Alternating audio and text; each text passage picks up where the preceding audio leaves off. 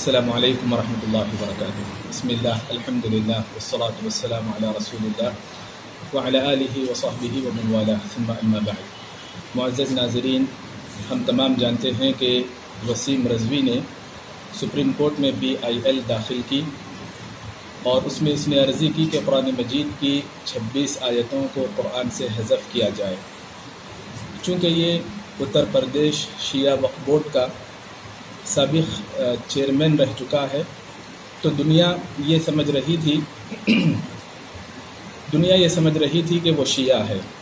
لیکن مسلسل شیعہ کمیونٹی کی جانب سے، بالخصوص آل انڈیا شیعہ پرسنل لا بورڈ کی جانب سے اس کے اسپوک پرسن یعصوب عباس نے یہ بیان دیا کہ شیعہ کمیونٹی اس سے لا تعلق اور بیزار ہے۔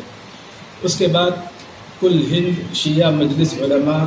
اور ذاکرین نے خاص طور پر یہ بیان جاری کیا کہ وسیم رضوی خارج اسلام ہے، سلمان رشدی کا ایک نیا چہرہ ہے، بلکہ امت اور ملت کے لیے ایک ناسور ہے، دشمنان اسلام کا اعلی کار ہے، جس پر CBI کی انکوائری جاری ہے۔ اور پتے کی بات انہوں نے یہ بتائی کہ وسیم رضوی شیعہ اور سنی دونوں کے درمیان لڑانا چاہتا ہے۔ اب سوال یہ پیدا ہوتا ہے کہ یہ بلا کون سی بلا ہے؟ نہ شیعہ ہے نہ سنی ہے۔ اس کی حرکتوں کو دیکھ کر یوں اندازہ لگتا ہے کہ وہ اورینٹلسٹ ہے یا پھر یہود کی روش پر چلنے والا آدمی ہے، چونکہ آسمانی کتابوں کی تحریف کرنا یہ یہود کا طریقہ رہا اور نصارہ کا طریقہ رہا، اور اس نے دوبارہ یہود کی روش کو اختیار کیا اور اس کے لیے عرضی داخل کی۔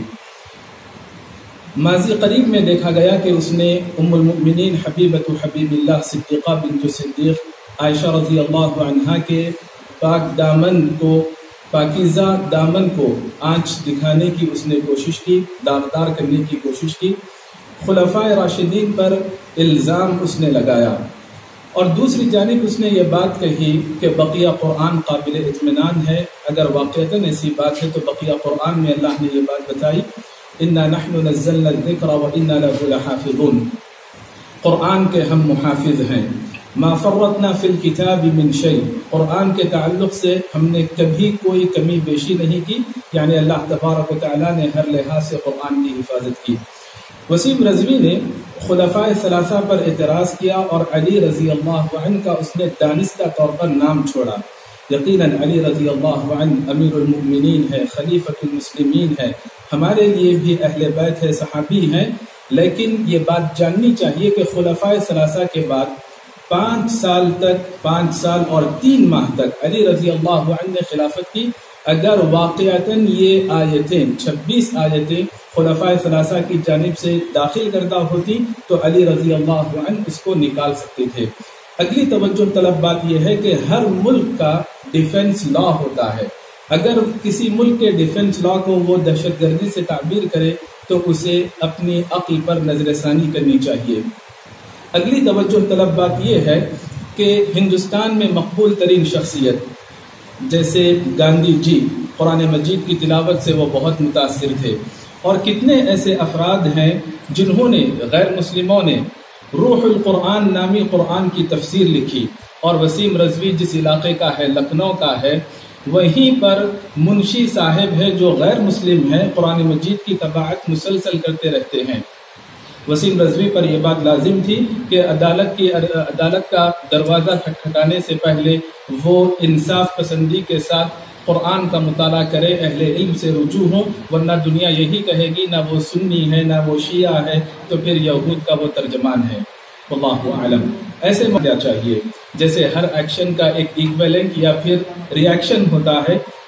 اپوزٹ ریاکشن ہوتا ہے۔ امت مسلمہ کا یہ فریضہ بنتا ہے کہ موقع کو غنیمت جانے، قرآن مجید سے اپنا تعلق مضبوط کریں، صحابہ کی عظمت اپنے دلوں میں پیوستہ کریں، بالکل اسی طرح جیسے امام مالک رحمۃ اللہ علیہ نے فرمایا کہ قرآن کی تعلیم جس طرح اپنے بچوں کو دی جانی چاہیے، اسی قدر اہتمام کے ساتھ ابو بکر اور عمر رضی اللہ عنہم کی محبت بچوں کے دلوں میں پیوست کرنی چاہیے۔ وجزاکم اللہ خیرا۔ بسم اللہ الرحمن الرحیم۔ قرآن مجید سے متعلق وسیم رضوی نے تو 26 آیتوں کا ذکر کیا ہے کہ اس میں دہشت گردی کی تعلیم دی جاتی ہے۔ اللہ تبارک و تعالیٰ نے قرآن میں وضاحت فرمائی ہے ذالک الکتاب لا ریب فیہ، یہ کتاب ایسی ہے جس میں کسی بھی قسم کی شک و شبہ کی کوئی گنجائش نہیں ہے۔ تو ایسا شخص جو قرآن پر اعتراض کرتا ہے ان کے لیے ضروری ہے کہ پہلے وہ قرآن پڑھیں، قرآن کی تعلیم حاصل کریں، اپنے علماء کے پاس جائیں۔ جب تک انسان قرآن کو نہیں پڑھتا ہو سکتا ہے ان کے ذہن میں غلط باتیں آ رہی ہوں، اس لیے انہیں قرآن پڑھنے کی ضرورت ہے۔ صحابہ کو لے کر یا پھر امہات المومنین کو لے کر جو ہے نا ہر بار نشانہ بناتا ہے، ٹارگٹ کرتا ہے اور میڈیا میں آ کے ایک واویلا مچاتا ہے، تو ایسے شخص کے بارے میں اسلام ایسے شخص کے بارے میں کیا کہتا ہے؟ اس کو سوشل بائیکاٹ کرنا چاہیے یا پھر اسلام میں اس کا کیا ہے اس کا انجام؟ ہمارے ملک میں کئی مرتبہ ایسے افراد پیدا ہوتے ہیں کہ جو ملک کے امن کو خراب کرنے کی کوشش کرتے رہتے ہیں، کبھی ہندو مسلم کے درمیان، کبھی شیعہ سنی کے درمیان، اور کبھی خاندانی ناموں سے۔ تو اسی کی ایک کڑی ہے وسیم رضوی، قرآن مجید کے متعلق ایسی باتیں کرنے کی وجہ سے مسلمانوں کے درمیان جو غصہ پایا جاتا ہے وہ چاہتا ہی ہے یا ان کی خواہشیں ایسی ہیں کہ ملک کے لوگوں کا ذہن کسی اور طرف مائل کر دیا جائے۔ ملک میں مہنگائی بڑھتی جا رہی ہے، ملک کی عوام پریشان ہے، پیٹرول مہنگا ہو رہا ہے، کسان روڈوں پر ہے، اور ایسی تباہی معیشت کے اعتبار سے آئی ہوئی ہے۔ تو وقتاً فوقتاً کچھ ایسے افراد ہوتے ہیں جو ملک کی عوام کا ذہن کسی دوسری طرف مائل کر کے اصل مدعے سے ہٹانا چاہتے ہیں، بس یہی ایک منشا ہے۔ ورنہ حقیقت میں اگر ان سے ان کے دل سے پوچھا جائے کیا واقعی قرآن مجید میں کوئی غلطی ہے تو وہ کہیں گے نہیں، قرآن مجید برحق کتاب ہے، اس میں کوئی غلطی نہیں۔ جمعیت اہل حدیث کی جانب سے یہ پیغام دیا جاتا ہے کہ جیسے ہمارے ملک ہندوستان میں قانون ہے، کوئی انسان جرم کا ارتکاب کرتا ہے، غلطیاں کرتا ہے تو اس کو سزائیں دی جاتی ہیں، اسے جیل میں رکھا جاتا ہے، جرمانے لگائے جاتے ہیں، اور مختلف قسم کی سزائیں قانون کے اعتبار سے دی جاتی ہیں۔ تو کوئی یہ نہیں کہتا کہ ہندوستان کا قانون ہندوستانیوں کو مارنے کے لیے، توڑنے کے لیے، جیلوں میں ٹھوسنے کے لیے اور جرمانے لگانے کے لیے ہے، یا ہندوستان والے ہی ہندوستانیوں کو مارنا چاہتے ہیں، بلکہ ہر انسان ہندوستان کا اس قانون کو عدل انصاف والا قانون مانتا ہے۔ تو کیوں جس قانون کے اندر سزائیں ہیں وہ پورے ہندوستانیوں کے لیے نہیں ہیں، وہ سزائیں ان لوگوں کے لیے ہیں جو ہندوستان کا امن تباہ کرنا چاہتے ہیں، ہندوستانیوں کا مان لوٹتے ہیں، ہندوستانیوں کو تکلیف دیتے ہیں۔ قرآن مجید میں جہاں پر سزاؤں کا یا تعزیرات کا تذکرہ ہے وہ عمومی طور پر ایسا نہیں ہے کہ قرآن تمام لوگوں کو مارنے کا حکم دے رہا ہو۔ وہ قرآن جو جانوروں کے ساتھ بھی اچھا سلوک کرنے کا حکم دیتا ہو، بھلا وہ انسانوں کو مارنے کا حکم کیسے دے سکتا ہے؟ قرآن نے جہاں مسلمانوں کے ساتھ اچھا برتاؤ کرنے کا حکم دیا، وہیں اسی قرآن نے غیر مسلمین کے ساتھ بھی اچھے تعلقات رکھنے کا حکم دیا ہے۔ اب ایسے وقت میں جبکہ وسیم رضوی کی جانب سے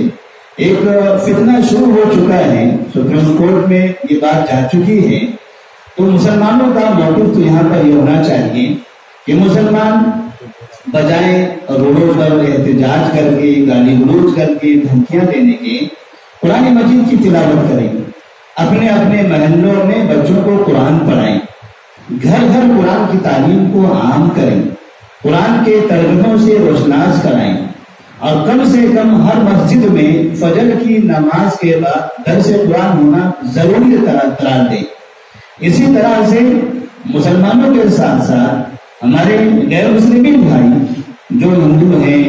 کرسچن ہیں یا سکھ ہیں، ایسے افراد، ان لوگوں کے درمیان میں بھی مراٹھی ہے، تیلگو ہے، انگلش ہے اور دیگر زبانوں میں قرآن کے ترجمے کو دیں، ان کو قرآن کا پیغام بتائیں، قرآن انہیں بھی سکھائیں، انہیں بھی اس کے بارے میں بتائیں، تو ایسی صورت میں انشاءاللہ قرآن کی حفاظت کے لیے جس طرح سے ہم آگے بڑھ رہے ہیں، ہمارے غیر مسلمین بھائی بھی اسی حفاظت کے لیے آگے بڑھیں گے.